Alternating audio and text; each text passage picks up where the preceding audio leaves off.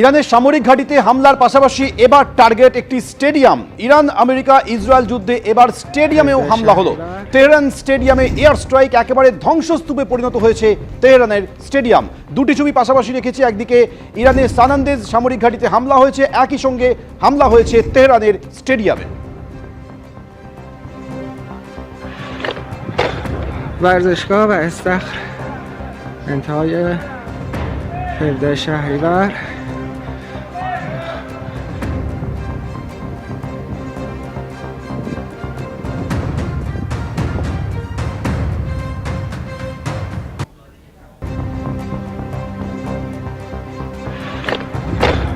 ورزشگاه و استخر انتهای 17 شهریور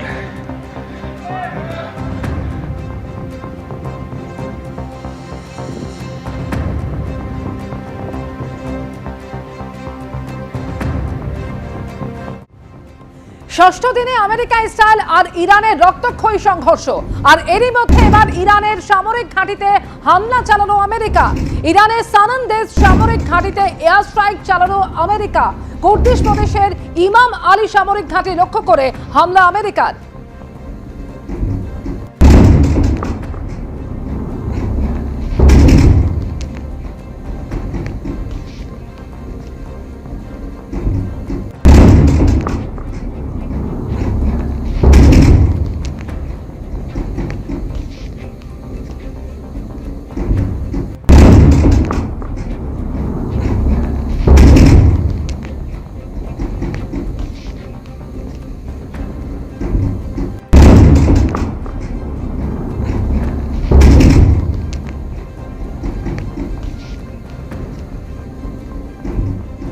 ছবি আপনাদের সামনে রেখেছি। ইরানের সামরিক ঘাঁটিতে এবার হামলা আমেরিকার। সানান্দেজ সামরিক ঘাঁটি এবং সেখানে এয়ার স্ট্রাইক চালানো আমেরিকা। কুর্দিশ প্রদেশের ইমাম আলী সামরিক ঘাঁটি লক্ষ্য করে হামলা আমেরিকার।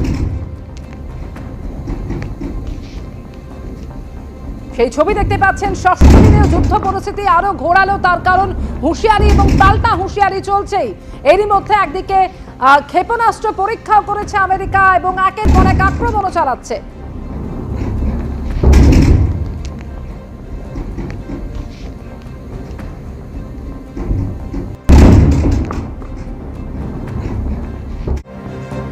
এদিকে পশ্চিম এশিয়া দেশগুলিতে হামলা হয়েই চলেছে। এরই মধ্যে ড্রোন হামলা এবার প্রতিহত করলো আবুধাবি। আবুধাবিতে ড্রোন হামলা প্রতিহত এয়ার ডিফেন্স সিস্টেমের। ড্রোন হামলা প্রতিহত করলেও 6 জন আহত হয়েছেন। পাকিস্তানি এবং একজন নেপালের বাসিন্দাও রয়েছেন তাদের মধ্যে।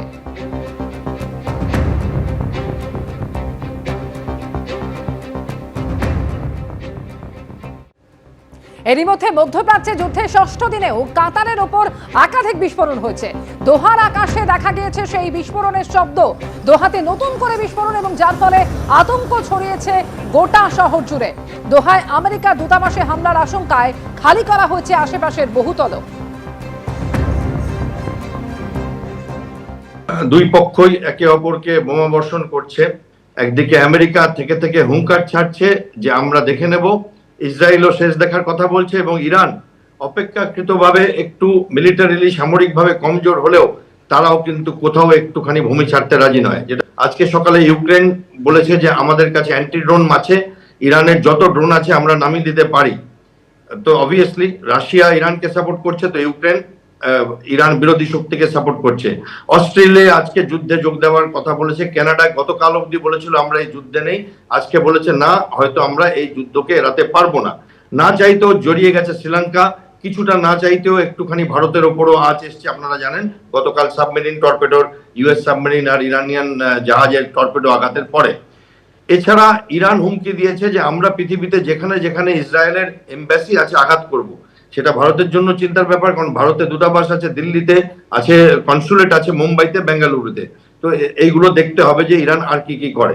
স্ট্রেট অফ হরমুজে একদিকে যেমন ইরান বলছে যে আমরা কাউকে যেতে দেবো না চায়নার জাহাজ ছাড়া, সেইখানে আবার দেখা যাচ্ছে যে ইউএস বলছে আমরা 48 ঘন্টা এমন আঘাত করব ইরানকে যে তারা সব ভুলে যাবে, এবং স্ট্রেট অফ হরমুজ দিয়ে আমরা গ্যারান্টি দিচ্ছি।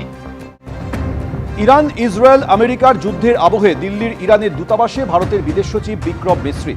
ইরানের সুপ্রিম লিডার খামেনি এর মৃত্যুতে শোক প্রস্তাব নিয়ে বইয়ে স্বাক্ষর।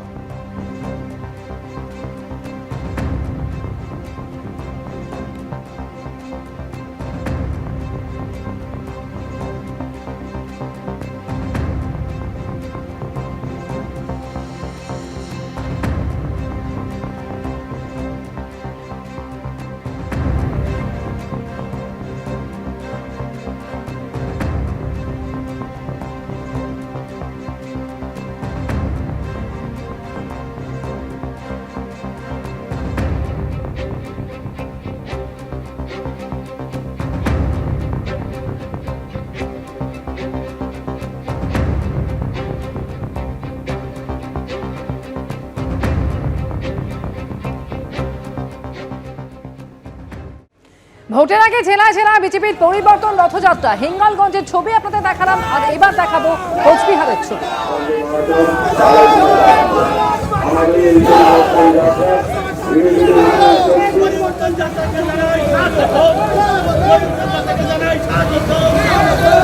বন্ধুগণ, আমাদের এই পরিবর্তন যাত্রায়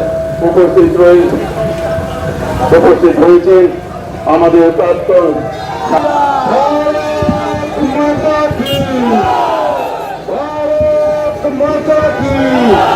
এবিপি আনন্দ, এগিয়ে থাকে, এগিয়ে রাখে।